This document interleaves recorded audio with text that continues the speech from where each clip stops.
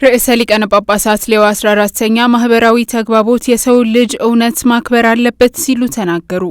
ቅድስት ቤተ ክርስቲያን 60ኛውን የዓለም ማህበራዊ ተግባቦት ቀንን ግንቦት 9 ቀን 2018 ዓ.ም ያከበረች ሲሆን ርዕሰ ሊቃነ ጳጳሳት ሌዮ 14ኛ ካቶሊኮች የቴክኖሎጂ ፈጠራን ወደ ሰው ልጅ እውነት ማምራት አለባቸው ሲሉ ተናግረዋል።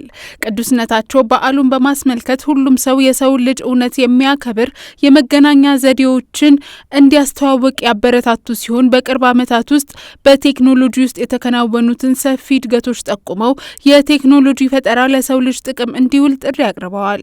እያንዳንዱ ሰው ሁሉ ጊዜ የሰው ልጅ እውነት የሚያከብርና እያንዳንዱ የቴክኖሎጂ ፈጠራ መመራት ያለበትን የመገናኛ ዘዴዎችን ለማስተዋወቅ ራሱን እንዲያበቃ አበረታታለው ያሉት ቅዱስነታቸው እያንዳንዳችን ከራሳችን የህይወት ተሞክሮ የሚመነጭና ከሌሎች ጋር በመገናኘት የሚገለጥ የማይተካ ጥሪ ያለን በማለት ተናግረዋል።